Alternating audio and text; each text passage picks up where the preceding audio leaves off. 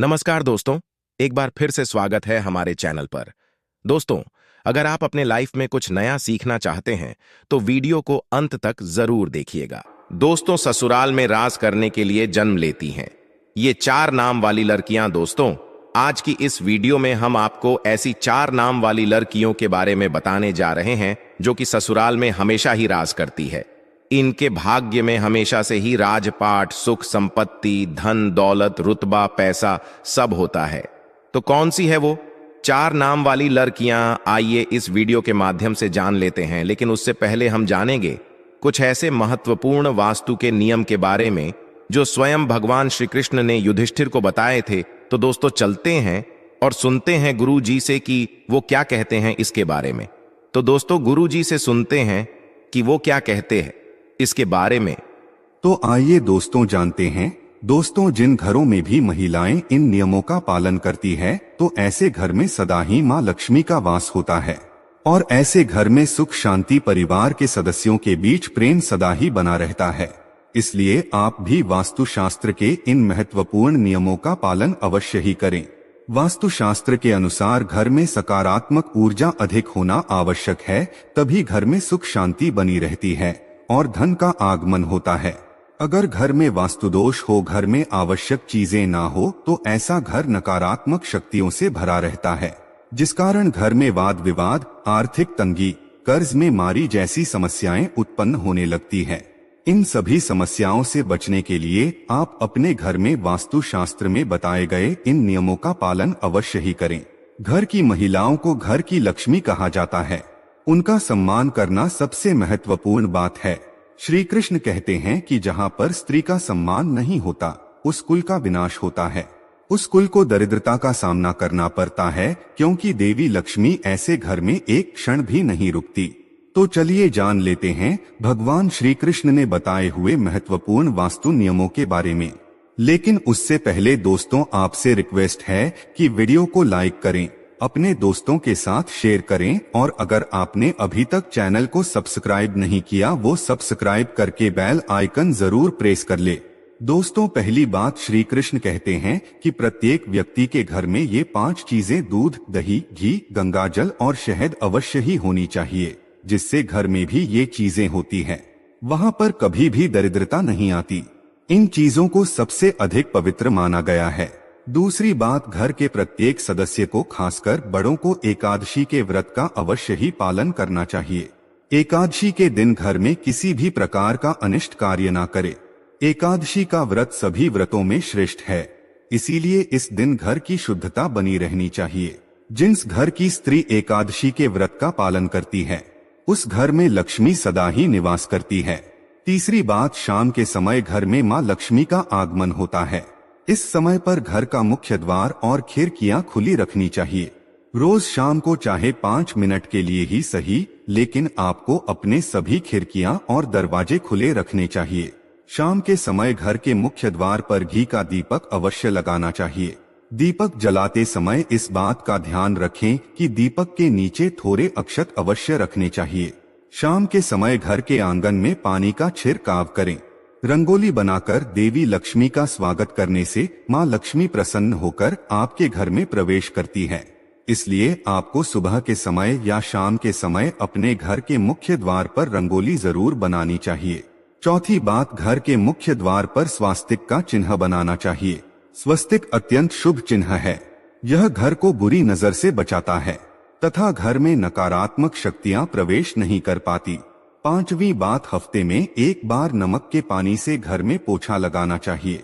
नमक नकारात्मक शक्तियों को सोख लेता है और घर का वातावरण पवित्र करता है। स्नान करते समय भी पानी में थोड़ा सा नमक मिलाकर स्नान करना चाहिए, इससे तन की शुद्धि होती है। छठी बात, रोजाना चींटियों को शक्कर मिला हुआ आटा डालना चाहिए, इससे व्यक्ति की कुंडली के दोष दूर होते हैं। सातवीं बात, कुलदेवी अथवा कुलदेवता के बाद के दिन घर में उनके नाम का दीपक लगाना चाहिए। जैसे अगर आपके कुलदेवता महादेव है तो सोमवार का दिन महादेव का दिन होता है। ऐसे में सोमवार को विशेष महादेव के नाम का एक दीपक अपने घर के मुख्य द्वार पर रखें। आप तेल का दीपक भी लगा सकते हैं। महादेव आपके घर पर अपनी विशेष कृपा बरसाएंगे। तो इसी तरह से ये उपाय आप अपने कुलदेवता या कुलदेवी के लिए कीजिए। इससे कुल देवता प्रसन्न होते हैं और घर के सदस्यों पर अपनी कृपा दृष्टि बनाए रखते हैं।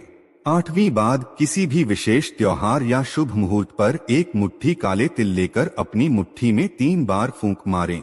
अब इन काले तिल को आप अपने घर की छत पर डाल दीजिए। इससे नकारात्मकता नष्ट होती है। घर पर अगर किसी की कुदृष्टि हो तो वो भी दूर हो जाती है। आपके शत्रु कुछ भी आपका बिगाड़ नहीं पाएंगे। तेल की उत्पत्ति भगवान विष्णु के मैल से हुई थी, इसीलिए इसमें बहुत शक्ति होती है। 9वीं बात, श्री कृष्ण कहते हैं, द्वार पर आई गौमाता और द्वार पर आए कुत्ते को रोटी अवश्य खिलाएं। पशु पक्षियों के लिए घर की छत पर अथवा बालकनी में पानी और खाद्य पदार्थ की व्यवस्था जरूर करें। 10वीं बात, पशु पक्षियों के साथ ही वृक्षों की देखभाल करने का दायित्व भी मनुष्य का ही है। इसीलिए घर के रसोई घर में नित्य एक लोटे में पानी भरकर रखें और सुबह इस पानी को पेड़ पौधों में डाल दें। इससे सभी प्रकार के वास्तु दोष नष्ट होते हैं। 11वीं बात, घर के बाहर ईशान कोण में जल से भरा पात्र अवश्य रखना चाहिए ताकि कोई भी अतिथि प्यासा ना लौटे और आपको आशीर्वाद प्रदान करें। प्यासों को पानी पिलाने से बड़ा पुण्य और कोई भी नहीं होता। तो दोस्तों, ये तो थी वो महत्वपूर्ण बातें जो भगवान श्री कृष्ण ने सुख समृद्धि के लिए बताई। आइए अब जानते हैं कौन से वो 4 नाम है जो अगर किसी भी महिला के हो तो ऐसी महिला करती है ससुराल पर राज। दोस्तों, शादी के बाद जब भी कोई लड़की अपने ससुराल जाती है तो उसे कई प्रकार के नियम कायदों का पालन करना पड़ता है। उसे अपने ससुराल के लोगों के अनुसार स्वयं को ढालना पड़ता है। हर घर का रहन सहन और उसमें रहने वालों की सोच बिल्कुल अलग होती है। ऐसे में इतने सारे लोगों के बीच जब एक लड़की बहू बनकर आती है तो उसे ही स्वयं के घर के माहौल के अनुसार ढालना पड़ता है। हालांकि सभी लड़कियां ऐसा नहीं करती, बल्कि कुछ लड़कियां तो इतनी माहिर होती है कि ससुराल जाकर बाकी सबका रहन सहन ही बदल देती है और खुद अपनी चलाकर घर पर राज करती है। दोस्तों, ससुराल जाकर सब कुछ अपने हाथों में कर लेना भी एक कला है जो सब में नहीं होती। ऐसे में आज हम आपको इस वीडियो के माध्यम से उन 4 नाम वाली लड़कियों के बारे में बताने जा रहे हैं जो कि अपने ससुराल पर राज करने के लिए ही जानी जाती हैं। दोस्तों, इन लड़कियों में कुछ ऐसी खास बातें होती है जिसके कारण ससुराल में सिर्फ इनकी ही चलती है और ये अपने हुनर के चलते घर को बहुत अच्छे से संभालती भी है। दोस्तों, ये नाम वाली लड़कियां, जी हाँ दोस्तों, के नाम वाली लड़कियां बहुत ही चालाक होती है।